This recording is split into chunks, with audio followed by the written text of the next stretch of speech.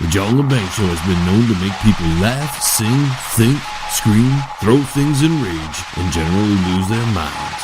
Listener discretion is advised.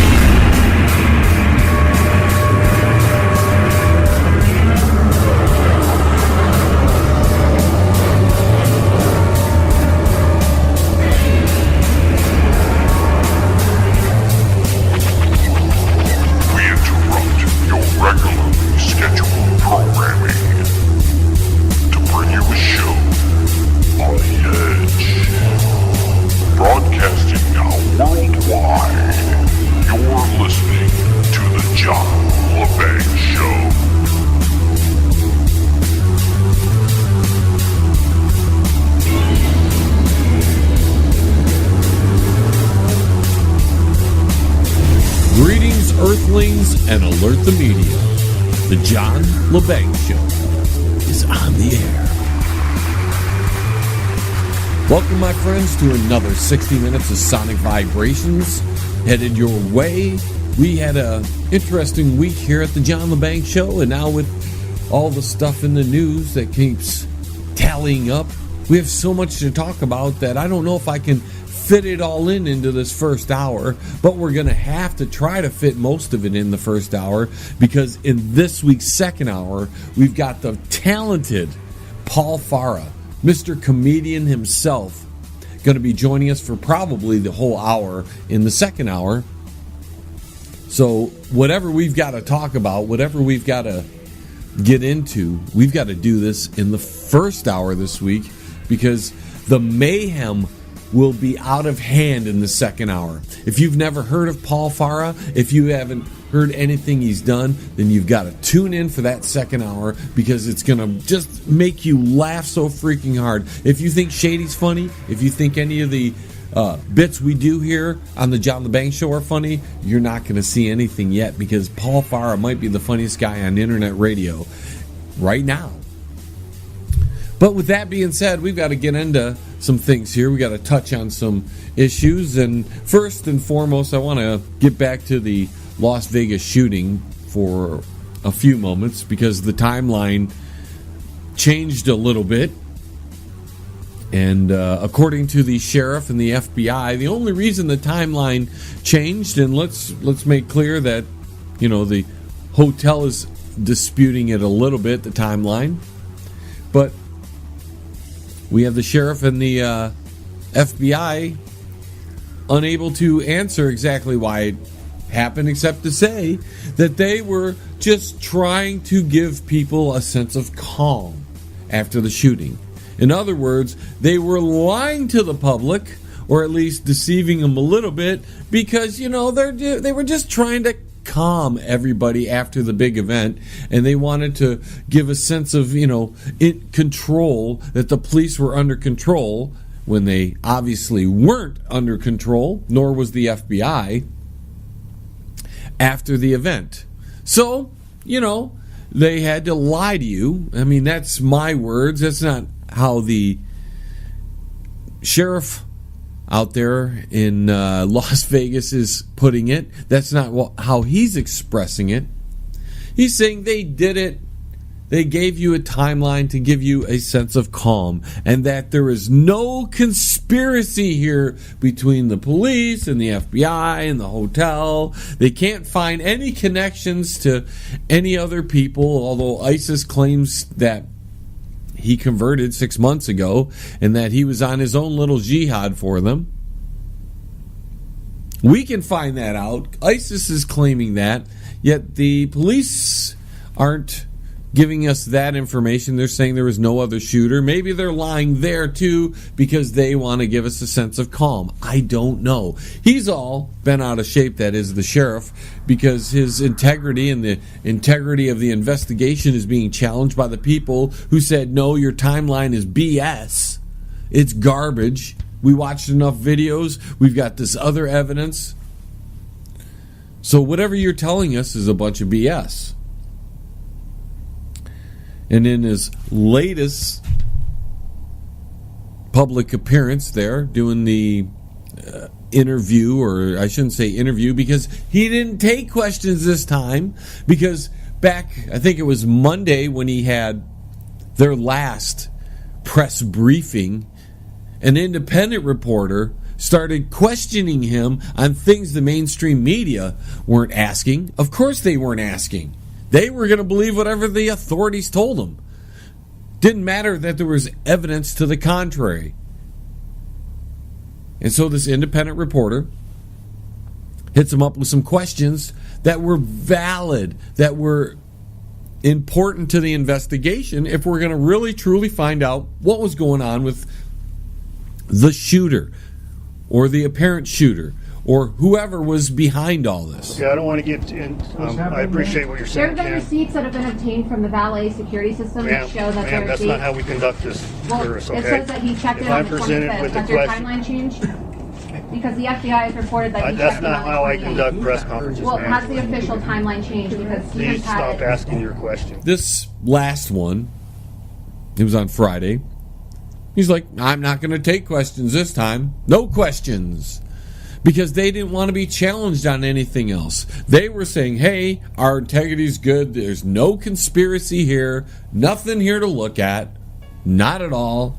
We're telling you everything, and if we tell you something and it turns out to be wrong, then just think of it as we were just trying to protect the public.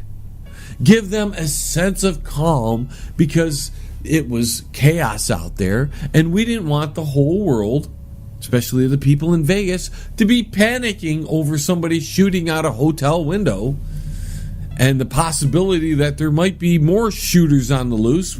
We're saying there's no other shooters on the loose, and you should believe us because when we tell you a lie, it's only to protect you. So that's where we stand with that. The investigation still seems to be going nowhere. There apparently doesn't they still can't find an actual motive. So now they're telling us that they're taking his brain. They took it out of his head apparently or something and shipped it off somewhere so they could look for some kind of anomaly, some kind of weird dysfunction in his brain because they're out of they don't have a clue anywhere else. The great FBI. See, I'm not blaming the sheriff and the police department out there. They're probably just following along what the FBI does. And in fact, even though the sheriff says he's working in concert with them and he's not acquiescing his role, the FBI is taking a greater role in this whole thing. They've pretty much taken over the investigation. So that way, if there's anything that might be tied to anything that might need to be hidden, the FBI can for sure, without a shadow of a doubt, just make sure it doesn't reach the public eye. And they can control it. And they can make sure that anything that the public needs to hear is there to protect them, to calm them. And it doesn't mean they're lying to you. It just means they're telling you what you need to hear. Because if you heard the truth, it would probably freak you out. It'd probably not make you want to go to Vegas or other travel destinations. And it doesn't seem like you can be safe anywhere anymore, ladies and gentlemen. That's why I've been telling people what you need to be doing to have some fun, what you need to be doing to get you through these nights where you don't know what you want to do, and maybe you want to normally watch this or go out to this show. It's not safe out there anymore.